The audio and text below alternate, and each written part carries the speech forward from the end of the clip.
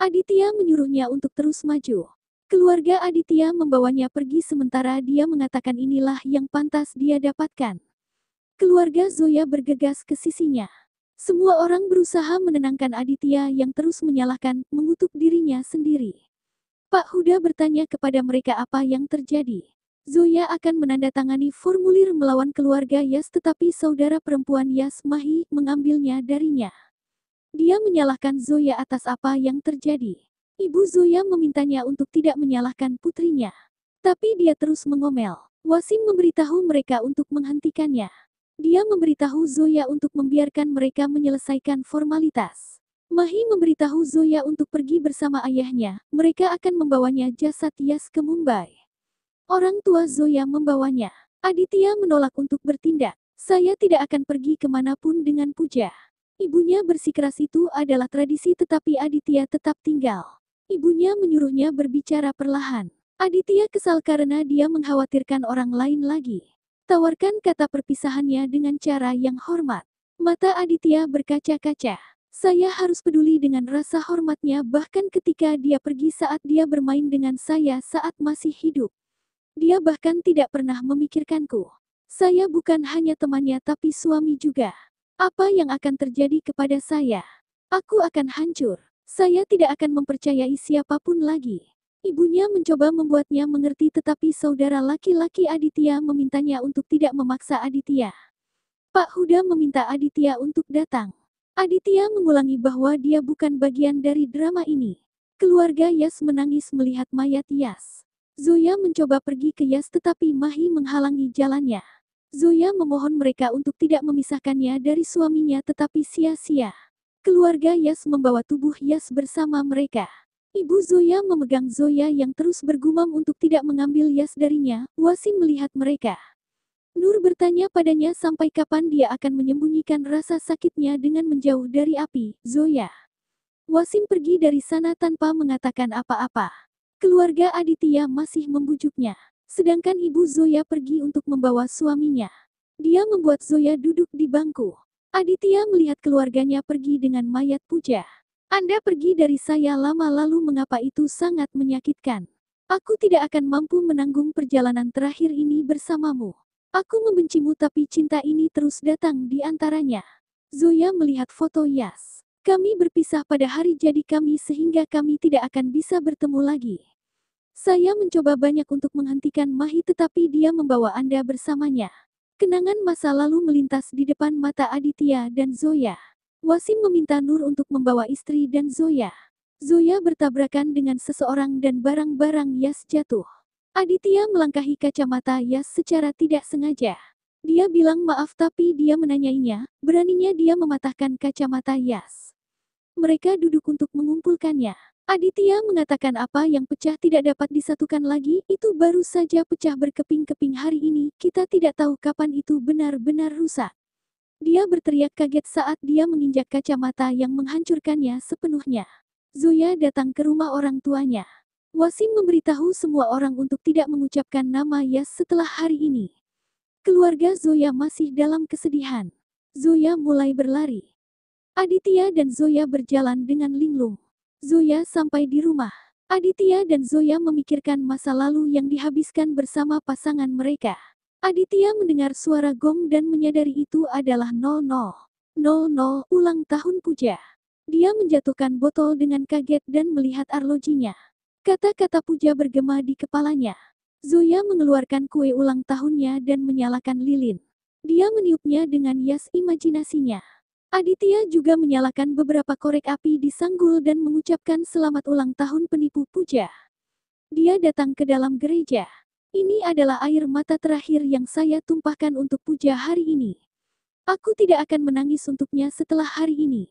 Dia berbaring di salah satu bangku. Zoya menyalakan semua lilin di gereja. Dia mengatakan saya mengambil keputusan tersulit dalam hidup saya 5 tahun yang lalu dengan melawan keluarga saya. Saya memutuskan untuk menikahi Yas. Zoya melantunkan doa-doanya. Aditya menutupi wajahnya untuk menghalangi cahaya sementara Zoya berdoa. Aditya bangun dan berkata Puja biarkan aku tidur. Dia menyadari di mana dia berada dan pergi. Zoya telah pergi saat itu. Aditya juga pergi dari sana. Pak Huda datang ke kamar Aditya untuk mencari sesuatu. Adegan bergeser ke danau tempat buku harian Puja mengambang. Nur mengatakan, apakah kamu ingat bagaimana kami harus naik kereta karena kamu takut dengan penerbangan? Zoya bilang aku masih takut tapi jaga Ami dan Abu. Nur meyakinkannya bahwa dia akan menjaganya. Zoya berangkat ke bandara. Zoya dengan ragu-ragu mengambil tempat duduknya. Seorang pria sedang tidur di tengah dan wajahnya ditutupi dengan jaket. Zoya duduk di sisi jendela. Dia panik saat penerbangan mulai lepas landas. Dia ingat bagaimana dia panik saat pergi dengan Yas di bulan madunya dan mencoba menenangkannya. Flashback berakhir. Zoya memegang tangan Aditya dan berdoa kepada Tuhan untuk membantunya. Dia melepas jaketnya dan menatapnya. Dia marah. Dia menatapnya dengan kaget. Penerbangan lepas landas dan dia bahkan tidak menyadarinya. Tuan Huda bertanya kepada istrinya apakah Aditya akan datang untuk kremasi.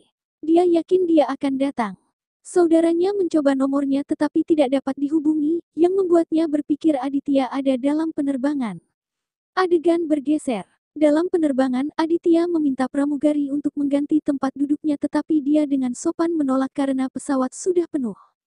Dia menunjukkan tanda Zoya di lengannya tetapi dia mengatakan kepadanya bahwa dia tidak berdaya.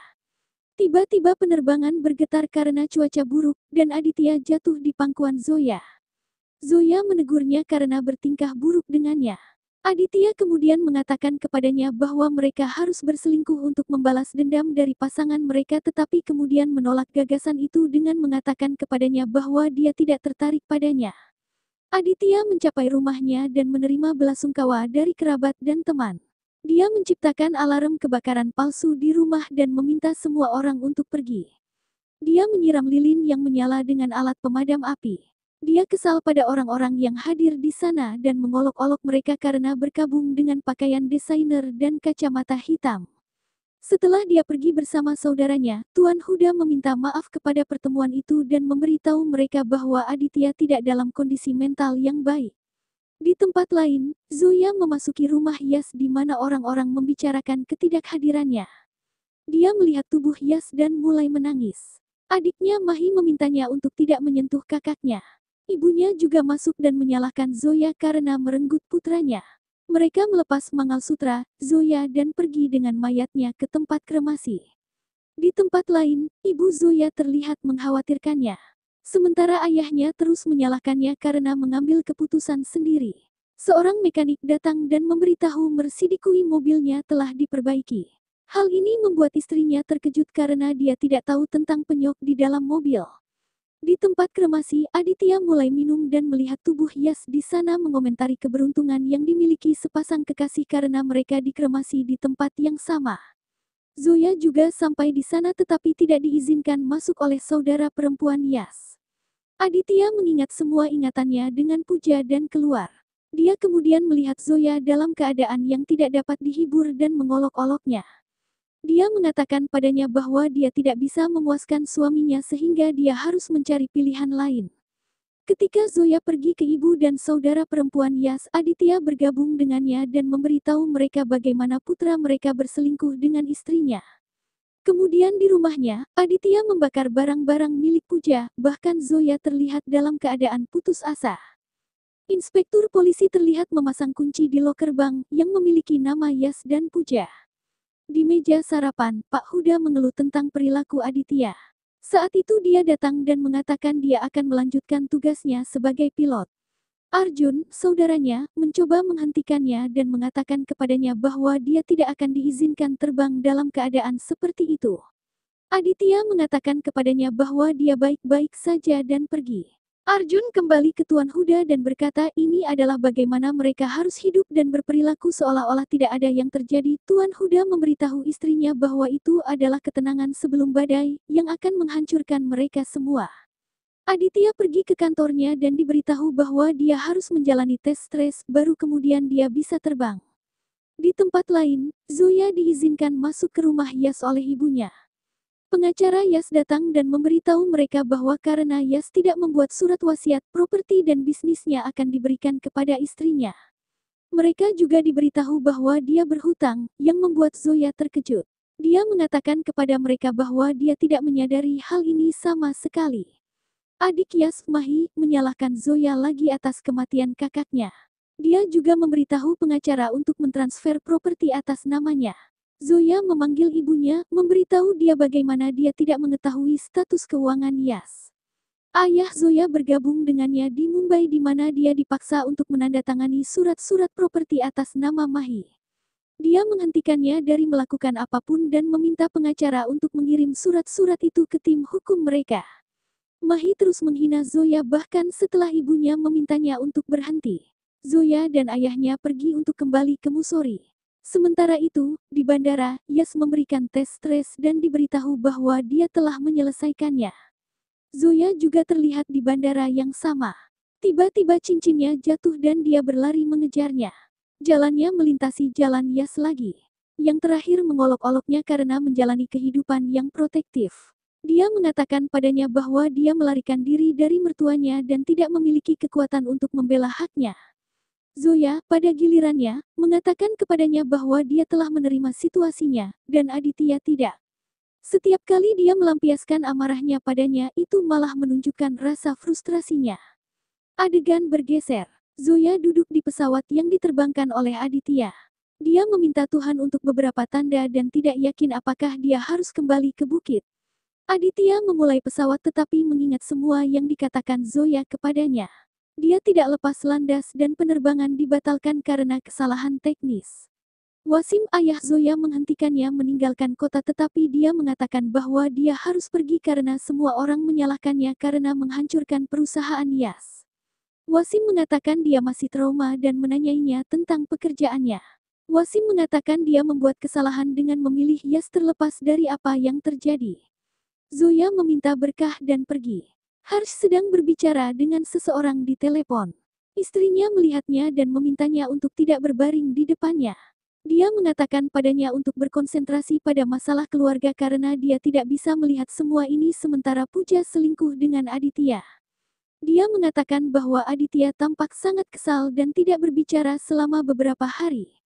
Ketika mereka berbicara, mereka melihat saksi memasuki rumah. Aditya sedang duduk di pinggir jalan di mana dia mengingat percakapannya dengan Zoya. Dia ingat Zoya memberitahunya tentang Pooja dan dia mulai minum. Zoya mencoba menanyakan arah ketika dia melihat seorang pria di pinggir jalan dan merasa dia mencoba bunuh diri. Dia mundur dan bergegas untuk membantunya hanya untuk mengetahui bahwa itu adalah Aditya. Aditya berkelahi dengan Zoya dan menyuruhnya untuk tidak mengikutinya. Dia mengatakan kepadanya bahwa dia seharusnya menyelamatkan suaminya dari menghancurkan kehidupan Aditya. Zoya mulai menangis dan membiarkannya pergi. Aditya mengatakan kepadanya bahwa dia mengingatkannya pada masa lalunya. Zoya sekali lagi menyelamatkan Aditya ketika dia melihat sebuah mobil datang dari belakang. Dia mengatakan kepadanya bahwa jalan mereka dimaksudkan untuk menyeberang. Aditya berpikir tentang apa yang dikatakan Zoya. Anjana meminta maaf kepada saksi tetapi dia mengatakan bahwa dia seharusnya mencoba menghentikan putrinya ketika dia memiliki kesempatan. Anjana mengatakan kepadanya bahwa dia tidak dapat melihat putranya kesakitan dan meminta saksi untuk tetap tinggal karena Aditya menghormatinya. Dia menambahkan bahwa saksi juga harus menderita, sama seperti dia menderita karena kesalahan suaminya. Zoya tiba di rumah Aurora di mana dia mengetahui bahwa Mahi dan Bibi tidak ada di rumah. Dia menggunakan kunci cadangannya untuk masuk. Harsh bertemu dengan seorang pengacara yang menanganinya sebuah amplop. Harsh menginstruksikannya untuk melakukan pekerjaan yang telah dimintanya. Orang itu pergi. Zoya memasuki rumah. Dia melihat foto dan tangisan Yas. Dia pergi ke kamar Yas dan mengingat apa yang dikatakan Wasim kepadanya sebelumnya. Dia merasa bahwa Yas tidak bersalah tapi saat dia bertabrakan dengan tempat cucian, dia menemukan kemeja putih dengan bekas lipstik di atasnya. Dia ingat apa yang dikatakan Aditya padanya sebelumnya. Adegan kilas balik di mana Zoya memberi Yas kemeja putih yang sama. Dia ingat saat dia memberitahu Yas bahwa dia akan selalu mempercayainya. Mahi kembali dan menemukan bahwa lampu dinyalakan. Sebelum Mahi datang, Zoya menyimpan beberapa barang, termasuk foto Yas di tasnya. Mahi mencari apakah ada orang di sana tetapi kembali. Zoya berdiri di sudut dengan tenang. Arjun mencoba menelepon Aditya tetapi menemukan teleponnya dimatikan dan khawatir. Aditya masuk bersiul. Arjun bertanya kepadanya tentang keberadaannya tetapi Aditya memberinya jawaban yang tidak jelas. Arjun mencoba membuatnya mengerti bahwa dia harus istirahat tetapi Aditya jengkel dan berjalan pergi. Harsh meminta Arjun untuk meninggalkan Aditya sendirian. Zoya meninggalkan rumah dan berjalan di jalan. Aditya meninggalkan rumahnya lagi dan mengemudi dengan terburu-buru, memikirkan Puja. Dia merasa Puja akan memintanya untuk mengemudi dengan kecepatan lambat dan melihat ke kursi penumpang. Dia membayangkan melihat Yas dan Puja bersama dan berlomba di depan. Saat itu, Zoya datang di depan mobilnya yang sepertinya akan menabraknya.